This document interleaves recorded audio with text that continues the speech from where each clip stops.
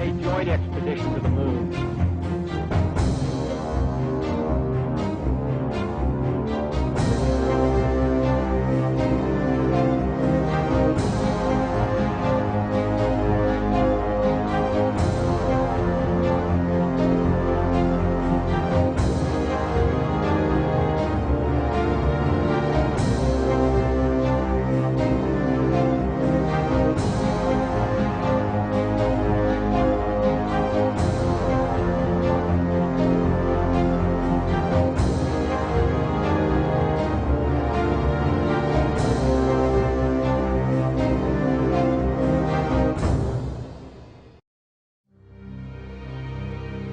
Ne može da se случи во едно општество кое тежне кон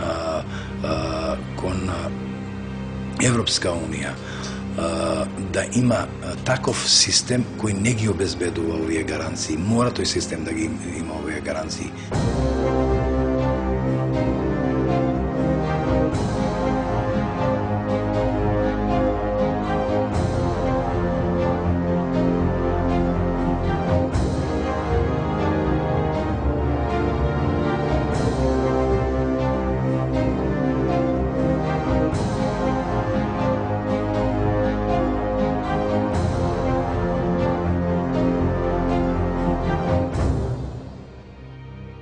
Најголемиот дел на реакција или барање заштита на граѓаните како потрошувачи се однесува на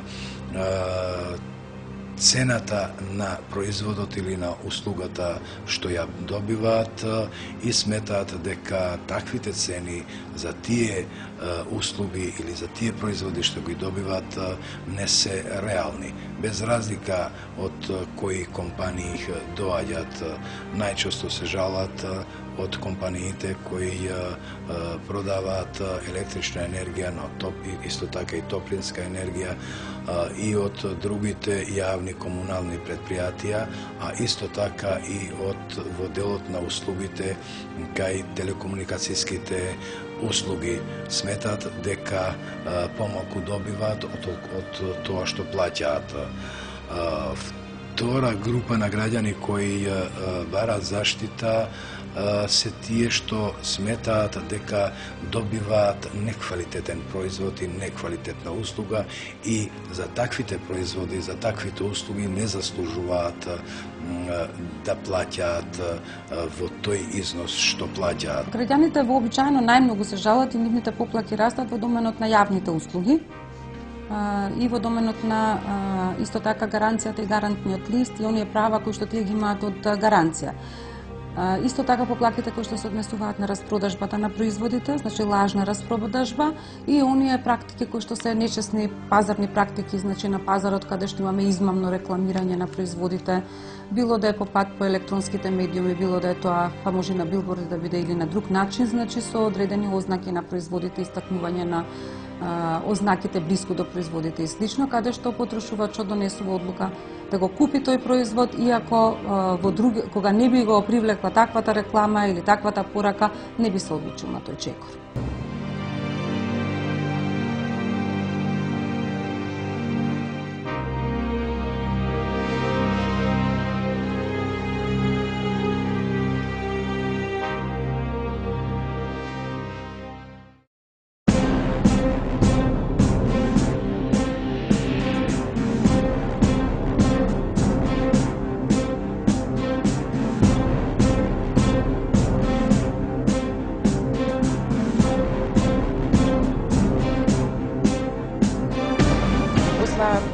Може би после година дена откажа тачскринот, го однесов на сервис, не го прифатија одма. Не знам, кажаа дека тачскринот дека требало да се нарача и ред други работи. Рекоа дека ќе ме известат на телефон кога ќе стигне новиот дел. Ми дадоа ливче, на ливчето пишуваше, дури тоа покасно го приметив. После 30-тиот ден, ако не ти се јават, дојдеш да го земеш телефонот од сервис, ти следува нов телефон. Јас тоа го приметив, отидов во фирмата, на тоа одма изреагира дека нема да добиам нов телефон, без разлика што се поминати тие 30 дена.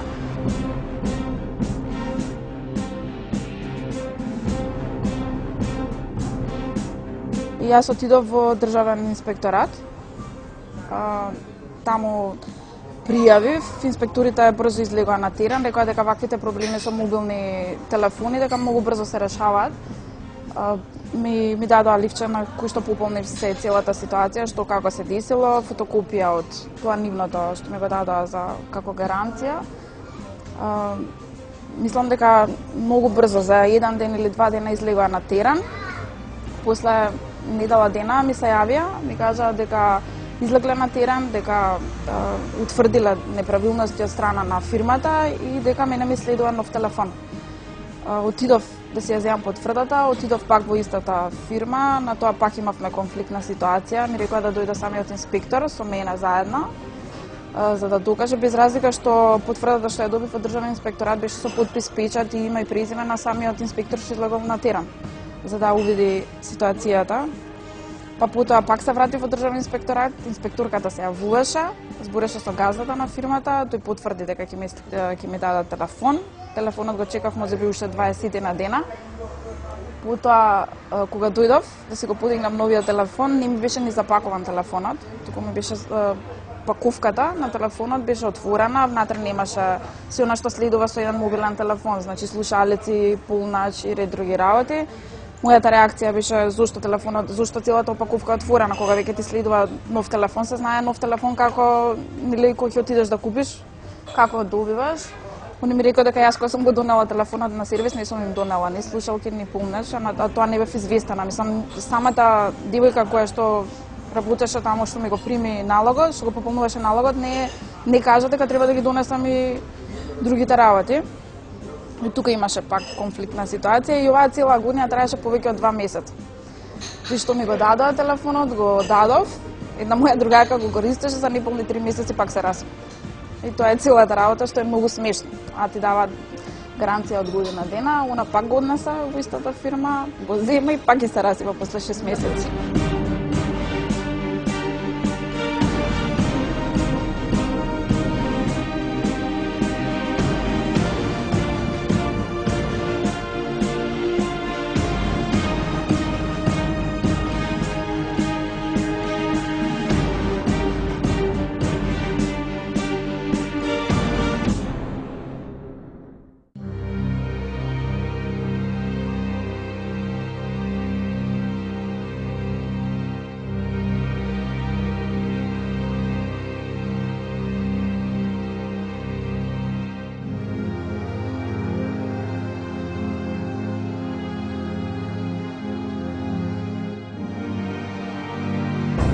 Гледате, ако ние доаѓаме до заклучок како институција, не затоа што ние сакаме, туку затоа што бројот на представките, на тоа што се жалат граѓаните, констатираните повреди, не доведува да заклучиме и тоа здрав заклучок дека во Република Македонија се уште по однос на јавните производи и услуги немаме либерализиран пазар, кој пазар на вистина ќе може да даде квалитетни и навремени услуги на граѓаните. Свесни сме дека тука правата на потрошувачите се кршат во голема мера. Ние сме имале одлуки на Комисијата за заштита на конкуренцијата, каде што постоела можност и секој потрошувач кој што бил засегнат со одредена злоупотреба на некоја доминантна положба или на монополистичка состојба да тужи, а ние не сме добиле, не сме имале голем број на тужби. Во овој случај ми се чини дека дури за да имаме подобри права на потрошувачите би требало да се следи примерот со Фондот за здравство, каде што Организацијата на потрошувачи делегира свој член во управниот одбор.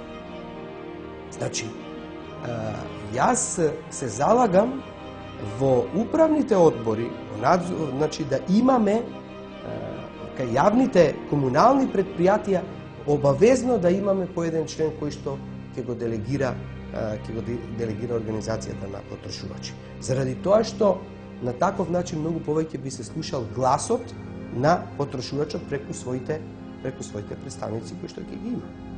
Јавните предпријатија се уште се на некој начин заштитени и тие немаат голем интерес да се менуваат заради тоа што нивните приходи се на некој начин фиксни и тука немате многу инвентивност на кој начин тие да станат поинвентивни, поприемчиви кон потрошувачите, кон нивните интереси.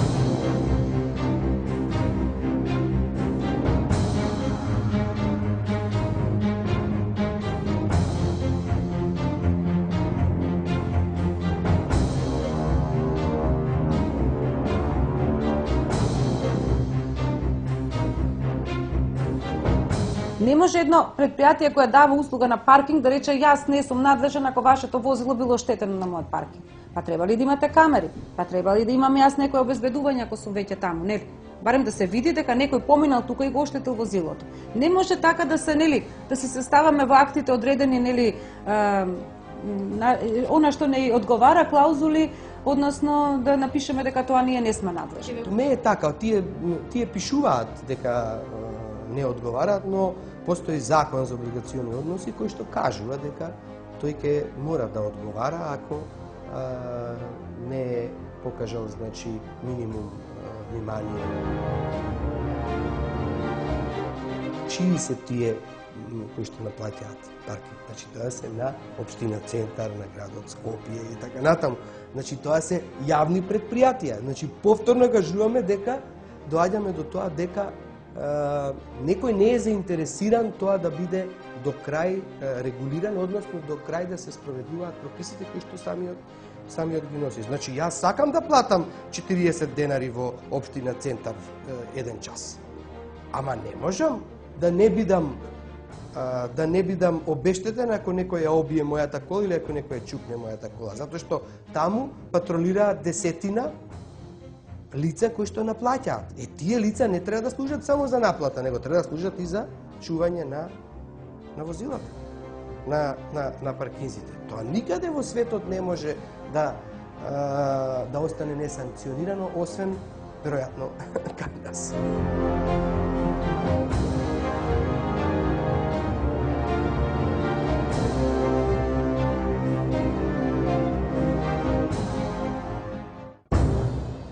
Ако ги земеме комуналните работи или топлификацијата, мислам дека недоволното испраќање на топлинска енергија или нередовното чистење на сметот и така натаму. Трета категорија се граѓаните кои сметаат дека им се повредуваат потрошувачките права затоа што не ги добиваат навремено. Понекогаш има и застој, односно воопшто во одредени периоди и не добиваат услуги, без нивна вина. И четвртата категорија се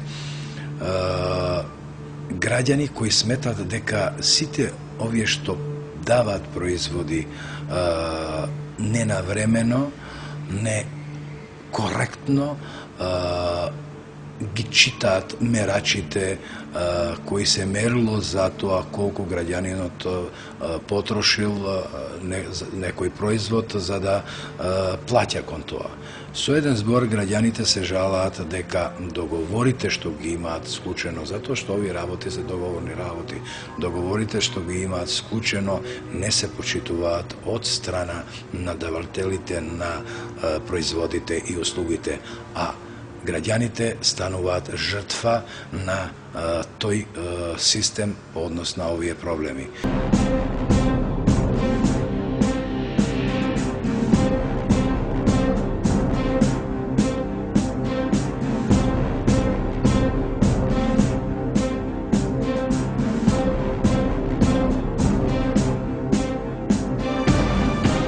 принцип, ние имавме некоја представа кој е главниот проблем со сметките, бидејќи во ОПМ стигнуваат доста жалби од потрошувачите, па конкретно нели за сметките за енергија. Значи најмногу се работи за разбирливоста на сметките, со тоа што сметките не се прилагодени за луѓе кои што немаат енергетско образование, значи не ги разбираат сметките, поготово за сметките за топлинска енергија. Понатака проблем се појавува со, да кажеме, сметките за топлинска енергија што немаат можност потрошувачите да имаат увид во мерените податоци, што значи практично немаат доверба во точноста на сметките. И понатака некои аспекти кои што веќе треба и кај нас да се воведуваат, примена на обновливи енергетски извори, електрична енергија би требало во сметката да се разграничи со какво потекло е енергијата која што сме ја потрошила, значи во проценти, да кажеме, одреден процент е од термоелектрани, останатиот процент е од обновливи енергетски извори, и тоа би требало исто да се разграничи и во износот, во тарифата која што се плаќа за таа потрошена енергија, со тоа што значи потрошувачот ќе биде информиран колку учествувал во промоцијата на обновливите енергии. Па, што се однесува до електричната енергија би можел, значи бидејќи потрошувачот има увид до електричните броила, значи со едноставно споредување на податоците од сметката и неговата и електричното броило, тој ќе види дали навистина е тоа така, ќе спореди, ќе помножи и ќе добие додека кај сметките за топлинска енергија навистина проблематична, затоа што формулата која што се користи за пресметка на крајната сума која што треба да се плати е сложена, значи луѓе кои едноставно не се бават со таа проблематика, веројатно веќе на првите два податоци се збунуваат и не можат да одат понатака. Имаме одредени кратенки во сметките кои што се нејасни за потрошувачите. Значи немаме објаснување на кратенките. Или имаме одредена заостана долг, како што имаше многу, за кој што вие појма немате како потрошувач од каде ви потекнува тој заостана долг. Значи на вашата сметка.